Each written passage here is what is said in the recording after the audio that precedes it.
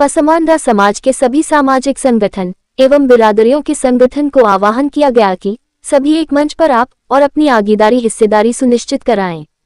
श्री मकसूद अंसारी ने कहा कि पसमानदा के तमाम संगठन बिखरे पड़े हैं, इनकी एकजुट करने का समय आ गया है।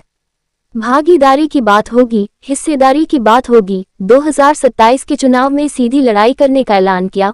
उत्तर प्रदेश के 15 प्रत्याशी को विधानसभा लड़ने की बात कही और पसमानदा समाज का डिप्टी सीएम बनाने की बात कही।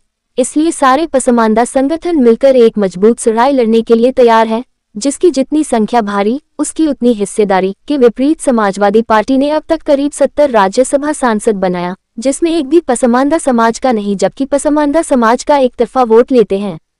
श्री अनीस अंसारी रिटायर IAS ने कहा कि पसमानदा समाज को जब तक राजनीतिक भागीदारी नहीं मिलेगी तब तक उसका विकास संभव नहीं है। आबादी के अनुपात में पसमानदा समाज को टिकट में लोकसभा, विधानसभा अध्यक्ष, नगर पालिका, जिला पंचायत, ग्राम प्रधान में भागीदारी मिलनी चाहिए, तभी पसमानदा समाज के बच्चों का मुस्तकबिल बेहतर होगा। उत्तर प्रदेश के सभी पसमानदा संगठन, सभी बिरादरियों के संगठन एक साथ आएं और पूरी मजबूती के साथ उत्तर प्रदेश एवं पूरे भारत में मिलकर लड़ाई लड़ने व पसमानदा आंदोलन चलने का आह्वान किया। मेरा जो भारतीय पसमानदा मुस्लिम महासभा का संगठन है, अभी मैं 50 सीटों की मैंने पूरी बात करी थी। उत्तर प्रदेश में मैं 50 सीटें लड़ाऊंगा।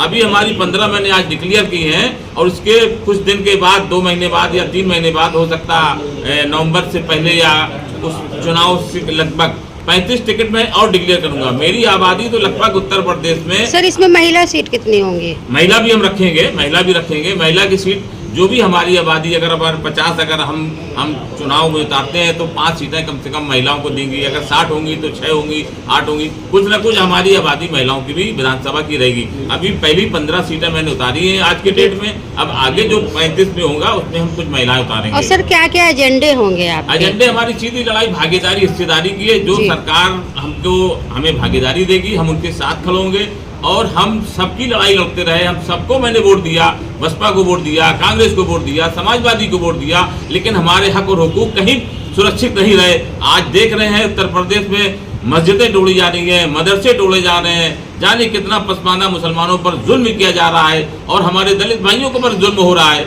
उनकी भी बात कोई कहने वाला नहीं है, कोई सुनने वाला नहीं है। तो मैं ऐसी सरकार से कहना चाहता हूं कि आप सरकार चलाइए, सरकार बनाइए, लेकिन उत्तर प्रदेश नहीं पूरे भारत को एक ऐसा माहौल दीजिए कि सारे भारतवासी मिलजुल कर दलित मुस्लिम पिछड़ा करो विचार। कब तक सोओगे? अत्याचार की राजनीति जब करोगे तब जाकर के ये देश आगे बढ़ेगा। सबका साथ, सबका विकास, सबका सम्मान की बात करती है मोदी सरकार, लेकिन सबके साथ आज देख तो रहे हो सिर्फ कुछ लोगों को। कानून भी उत्तर प्रदेश में ऐसा चल रहा है कि पसमानदा मुसलमानों का अलग कानून है और उनके जो लोग हैं उनका अलग कानून है। तो बस मेरा सीधा आप लोगों से ये कहना है कि हमारी जो हिस्सेदारी है, हमारी भागीदारी है, वो यही है कि हमारी जो भी सरकारें या जो भी सेकुलर पार्टियां उत्तर प्रदेश में है, जो मुझे भागीदारी देगा, जो मुझे हिस्सेदारी देगा, जो हमारा डिप्टी सीएम बनाएगा, उसी के साथ में हमारा उनका गठबंधन होगा 2027 विधानसभा चुनाव में। सर, जैसा कि आपने कहा कि मस्जिदें तोड़ी जा रही है, लेकिन सरकार ये कहती है कि जो अवैध हैं, जिनका कोई अस्तित्व नहीं था और अवैध जमीनों पे उनको ही तोड़ा जा रहा है। ऐसा 70 साल 100 साल की मस्जिदें बनी हैं, वो कैसे अवैध हो सकती है? उनके लोग कागज भी दिखा रहे हैं, सारी चीजें दिखा रहे हैं। अच्छा, जब बात अवैध। सर, भारतीय पसमानदा मुस्लिम महासभा एवं संयुक्त पसमानदा का आज ईद मिलन समारोह है और यूपी 15 विधानसभा सीटों से आपने घोषित किया है। आज कितने सदस्य यहाँ पर मौजूद हैं और कितने सदस्य आपने घोषित किए हैं? सबसे पहले मैं अपने मीडिया के सभी साथियों का बहुत बहुत स्वागत और उनका धन्यवाद करता हूं। और आपके माध्यम से पूरे देश में ये खबर पहुंचनी चाहिए। भारतीय पसमानदा मुस्लिम महासभा पूरी मजबूती से भारत में अपने पसमानदा मुसलमानों की लड़ाई लड़ रहा है। और आज ईद मिलन समारोह में हमने 15 प्रत्याशी घोषित करने का काम किया है। कुछ प्रत्याशी हमारे आए हुए हैं और कुछ प्रत्याशी अभी आ रहे हैं, रास्ते में हैं। 1-2 प्रत्याशियों के साथ कुछ घटना घट गई है। जैसे हमारे एक प्रत्याशी रामनगर के हैं, शरीफ राइन साहब, उनके साले साहब का एक्सीडेंट हो गया, वो उनकी मृत्यु हो गई, तो बेचारे नहीं आ पाए। मैं अब ईश्वर से दुआ करता हूँ। कितने जिलों से आए हैं सब? बाकी लोग आए हुए हैं। बाकी 15 प्रत्याशी के नाम मैं घोषित करता हूँ। मैं आपको सूची में इस प्रकार नाम 15 जिले से है लगभग, मैं नाम आपके सामने लेता हूँ। सबसे पहला नाम मैं लेता हूँ जुनैद अंसारी, लहरपुर सीतापुर से हैं। ये पूर्व मंत्री बुनियाद हुसैन अंसारी के बेटे हैं। ये सीतापुर के रहने वाले, लेकिन लहरपुर विधानसभा से ये चुनाव लड़ेंगे। आज अभी आ रहे होंगे, अभी रास्ता में है, अभी आए नहीं है। जुनैद अंसारी साहब, पहला नाम तो उनका लेता हूँ सीतापुर से। दूसरा शरीफ राइन साहब का नाम लेता हूँ, जो कुजला बिरादरी से आते हैं, राइन बिरादरी से आते हैं। इनका मैं बाराबंकी से, रामनगर विधानसभा से इनका मैं डिक्लेयर करता हूँ, और ये चुनाव लड़ेंगे और पूरी मजबूती से लड़ेंगे। नंबर 3 हमारे शादाब अंसारी साहब बैठे हुए हैं, गोरखपुर से हैं। ये गोरखपुर से ग्रामीण विधानसभा से ये चुनाव लड़ेंगे। ये तैयारी है पूरी, ये चुनाव वहाँ से लड़ेंगे और हम लोग पूरा सहयोग करेंगे। और शमीम अंसारी साहब बिजनौर से, वो भी रास्ता में है, अभी आ रहे हैं। नंबर 5 है रईस कुरैशी साहब बुलंदशहर से। ये कुरैशी समाज से आते हैं रईस कुरैशी साहब, वो भी रास्ता में है। कल उनका एक बड़ा प्रोग्राम था, उस वजह से रास्ता में है, वो भी आ रहे होंगे। सोहेल अंसारी साहब कानपुर से, जो पूर्व विधायक कैंट के हैं, वो भी कानपुर से 2027 का चुनाव लड़ेंगे। और इसाक अंसारी साहब संत कबीर नगर से हैं विधानसभा की, ये भी इसाक अंसारी साहब वहाँ से चुनाव लड़ेंगे। हाजी परवेज आलम बरेली से हमारे सामने बैठे हुए हैं, हाजी परवेज आलम साहब, ये बरेली से चुनाव लड़ेंगे और पूरी मजबूती से संगठन और जो भी हमारी जो पार्टी जिससे हमारी गठबंधन होगा, अपना प्रत्याशी जो उतार रहे हैं वो चुनाव लड़ेंगे।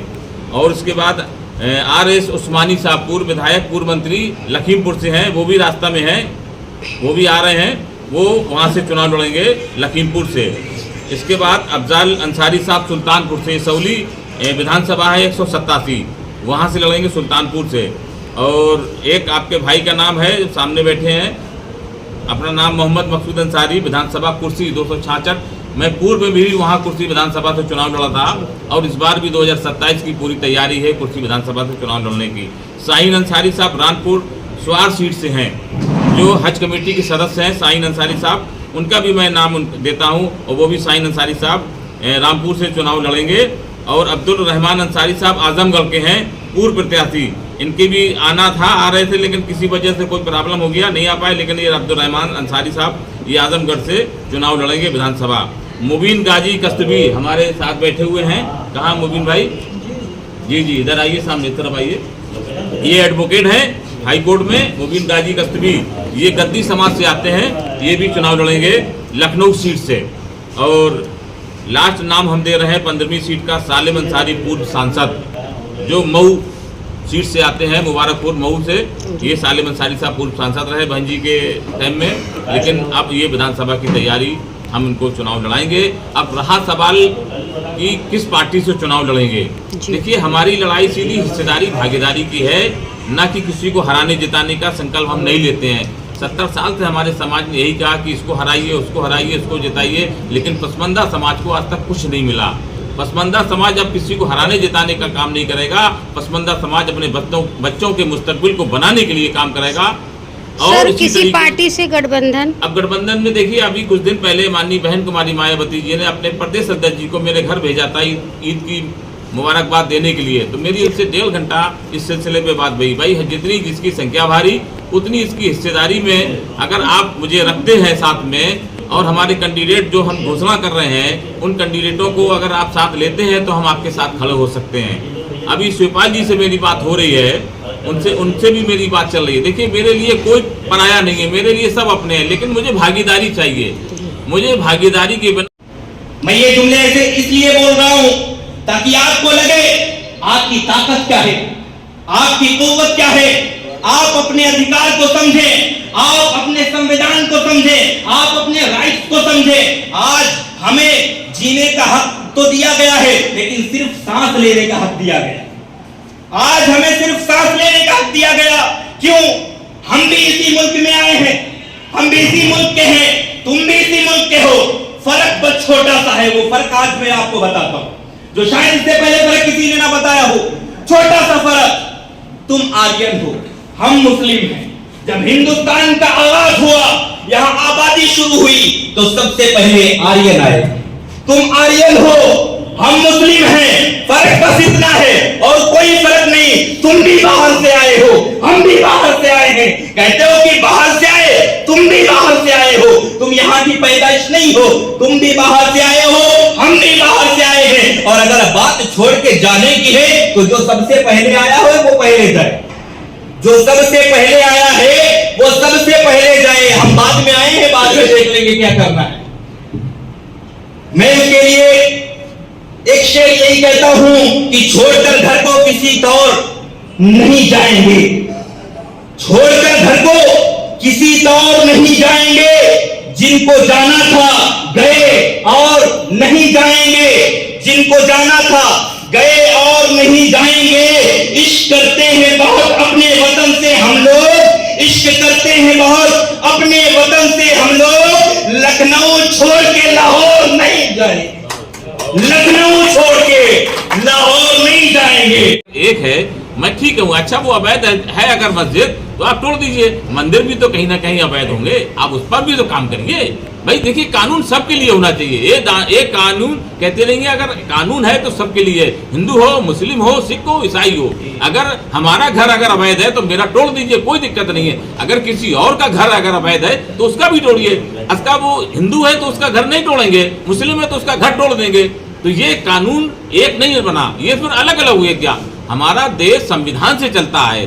बाबा साहब ने जो संविधान हमें दिया है वो देश संविधान चलता है। और अगर हम संविधान की मर्यादा में रह करके कोई भी काम करेंगे, भाई जब हम मुख्यमंत्री बनते हैं, विधायक बनते हैं, सांसद बनते हैं, जब हम शपथ लेते हैं संविधान की, तो शपथ संविधान के दायरे में रह करके हमको काम करना चाहिए, ना कि हम अलग अलग विचारधाराओं को रह करके काम करें कि नहीं वो बिरादरी से अलग है, वो छोटी बिरादरी का है, वो पसमानदा बिरादरी का है, वो दलित बिरादरी का है, तो उसके साथ अलग कानून के तरीके से रवैये से काम होगा। ऐसा नहीं होना चाहिए। जब तक इस देश में इंसाफ रहेगा तब तक ये देश हमारा महान रहेगा। सबको सम्मान देने की बात करते हैं, वो संगठन में उनका महत्वपूर्ण योगदान होना चाहिए और मैं उनको साथ में लेकर के काम करना चाहता हूँ।